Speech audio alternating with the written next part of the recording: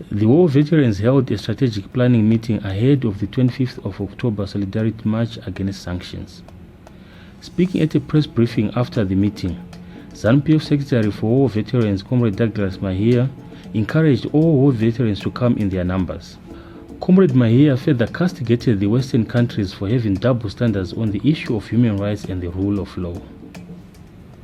Today they are talking about the rule of law.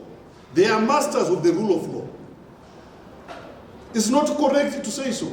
English does not give its definition because it's being spoken by a British.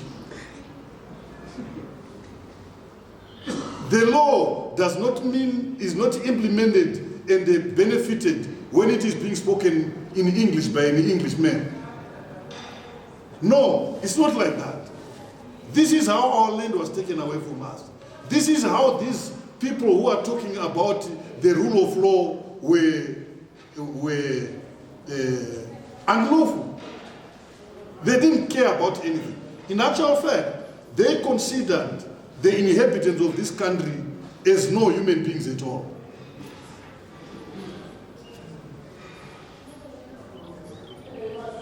They needed to observe the rule of law if they really wanted to be teachers of the rule of law. The British and Allies moved the black population to unproductive rocky lands with low rainfall, frustration enough to provoke the young people then to put their lives on block in exchange for freedom, the right not to be second-class citizens. It is the sacrifice of the young people there to put their lives on the block to get freedom. And our present president is a leader of that generation. He was arrested when he was 8. He escaped death from these people. And today they call him, they want him to be more loyal. They want him to be more lawful than them when they have not been.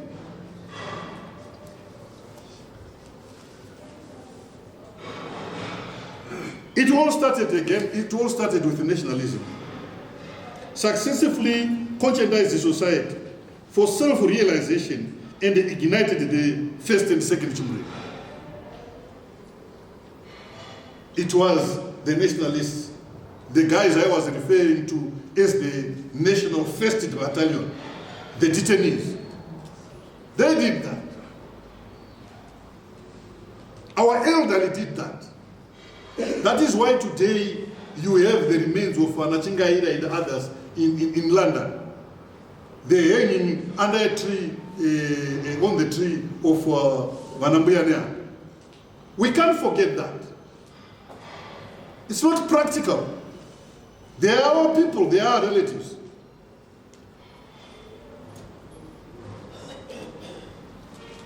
The British and Allies, when the first and second Chumrenga was ignited, followed us and they killed the people at Mukushi in Zambia and elsewhere, where these young people were.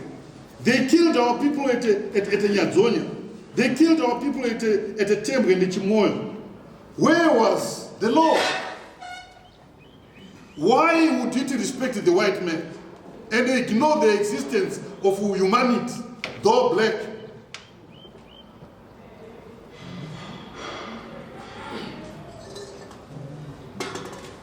I don't know where the rule of law was. I don't know what had happened to human rights watchdogs. They were supposed to have been there to look at the unfairness of the treatment that was given to the people of Zimbabwe, then being the process of being colonized.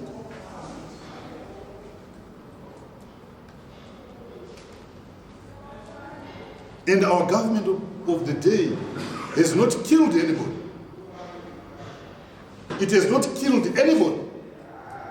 But these have got Mavi 11 that are in Zambia, Mavi 11 that are in Mozambique.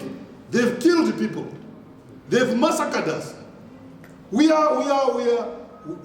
can't forget that. The people of Zimbabwe are therefore being called by the war veterans to resist strongly this imperialist evil practice. We have no option but just resist sanctions as a long-term strategy. We have to resist it. We have to resist the sanctions. We can't say now that we are going to do A, B, and C. But as a long-term strategy, the war veterans of this country must ensure that we have resisted the sanctions. The contradiction is not yet antagonistic. And the highest form of solving a contradiction has got a shen at the end and an X in the beginning. It is not antagonistic yet. People of Zimbabwe, if they unite and they resist these sanctions, victory is certain.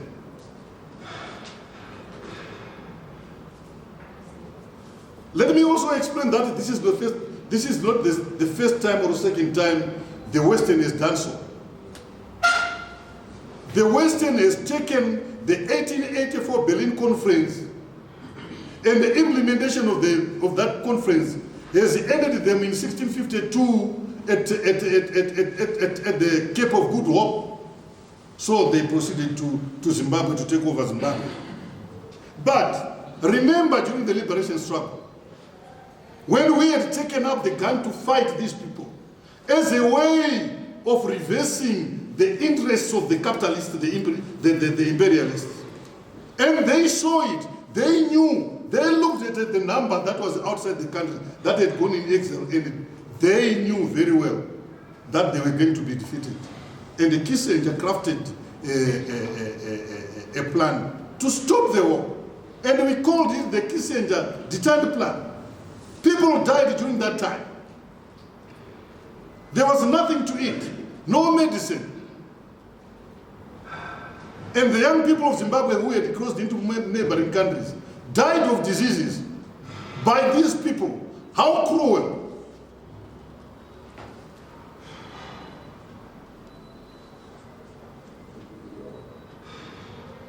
Today, let me tell you, my comrades, there are efforts by these people to remove regional governments that were put in place by the liberation movements. We have got Renamo in South Africa, in Mozambique. We have got EFF in South Africa. We have got Wanaka Sukwir and others who are in exile. They are exactly trying to do the same. And the same thing is happening in Namibia, it's happening in Angola, and it's happening here. And we can't look at that situation and say all is well, and then leave it maybe to government or to our president to do it, to stop that from happening. It is our duty to give the support necessary and initiate programs to stop this from happening. It has to be resisted. Sanctions have to be resisted. Thanks to SADC, that is set aside to tomorrow's day to demonstrate against sanctions. And all people of Zimbabwe, all patriotic people of Zimbabwe, all roads tomorrow must lead to the National Sports Stadium, where the president is going to address them on sanctions. So, the 1980 ceasefire was not a ceasefire. It was a military strategic retreat to allow the British to reorg. Unfortunately, the 37 years that we have had, not much to resist these things or to look at the strategies of the enemy and reacted accordingly. So, my comrades, here we are. There is need to re-strategize.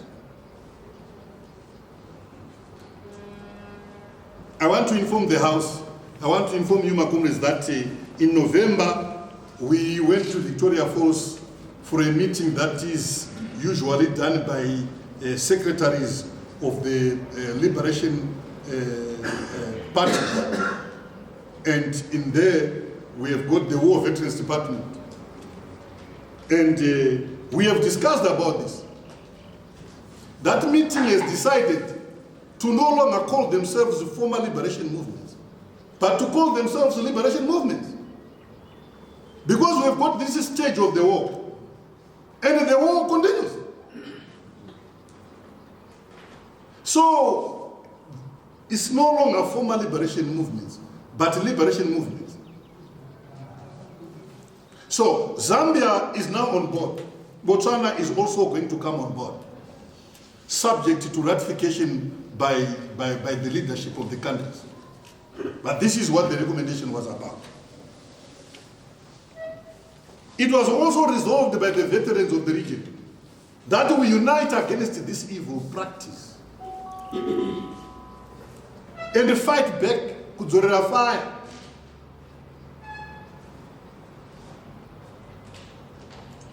We resolved to unite against this political devil coming from the West. And this political devil in this country is represented by the opposition party.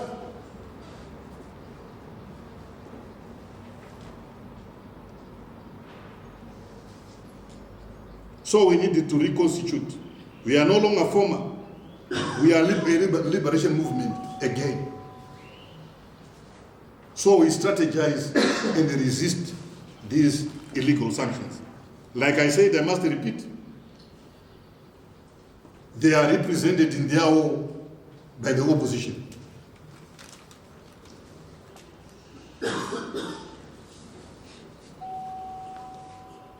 Without, I was going to say that again at the end, the opposition, the NGOs, are the foot soldiers of the reorganization of the West. So you must know about it. Like I said, every month we are going to gather here to look at to give each other the enemy situation and find a solution and find our way forward.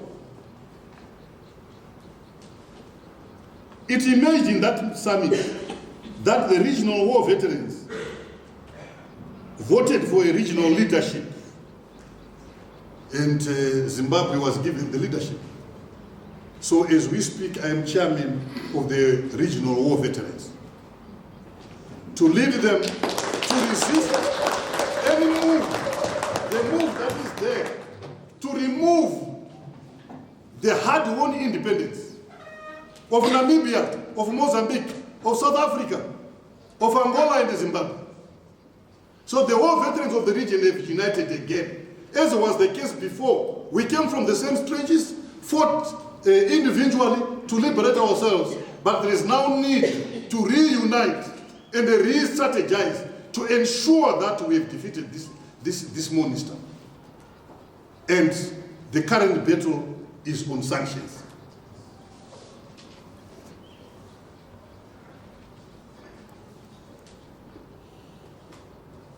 We are going to call for that meeting.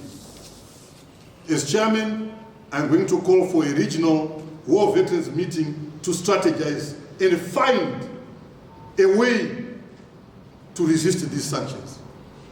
The same way that happened as we used the guns, the same strategies that we used, that we shared, we are going to do the same against sanctions. No. War veterans are saying no to sanctions. They are illegal.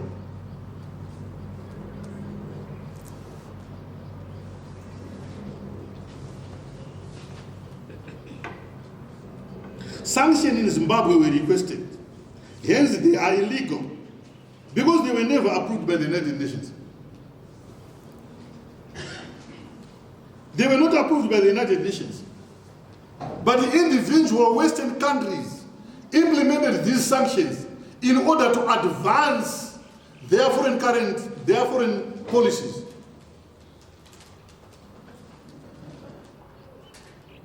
The Americans and the British, we were never colonized by the Americans. But they decided to give Zimbabwe sanctions.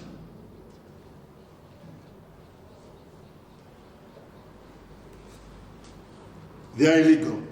We will resist them. Sanctions must be resisted. My government sanctions is good to apana pasina dambudziko as we speak because of sanctions. But the MDC leadership went to request the Western to impose sanctions on Zimbabwe. If sanctions are removed, MDC does not have any political material to deliver to the people.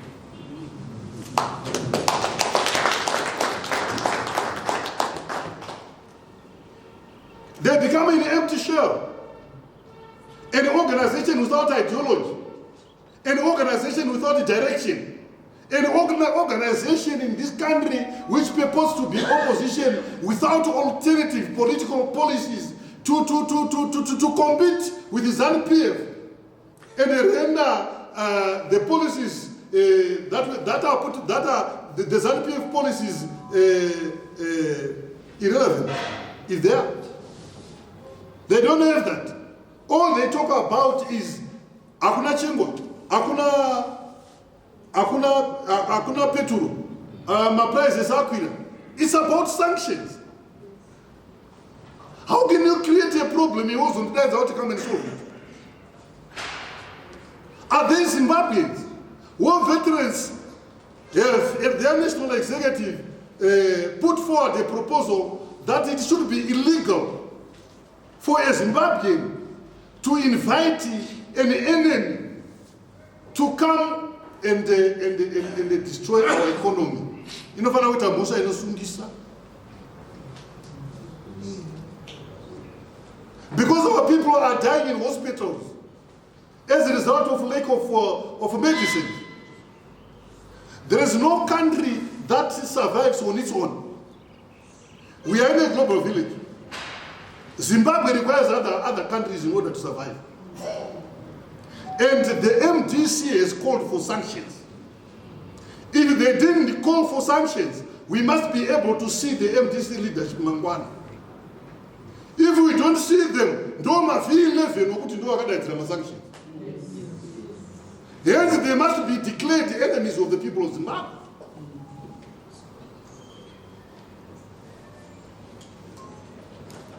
The majority of their people, that's where they get their support base. They tell you, can't you see that hakuna chingwa? Can't you see that these things are difficult nowadays? They are, because you've invited the enemy to come to Zimbabwe.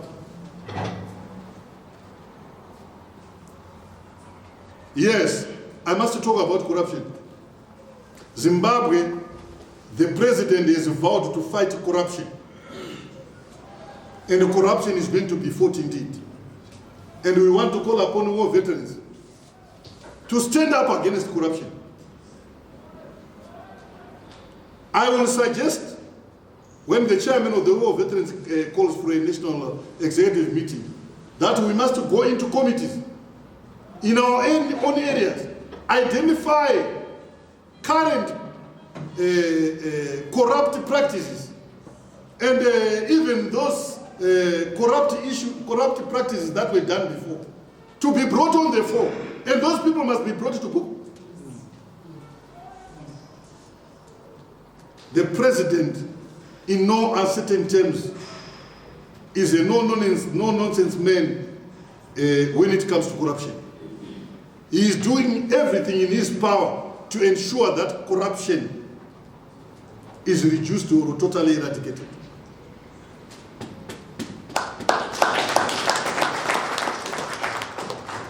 Corruption is a serious local corrosive economic element, and the war veterans are going to form themselves into those groups that into those committees, and we identify and tell the nation, even the relevant departments, where corruption exists in their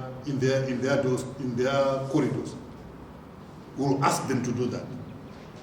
Therefore, comrades, as I conclude, I would like to invite all Progressive War veterans, collaborators, ex-detainees, to come in our numbers and support our president as he leads the nation against sanctions. I thank you.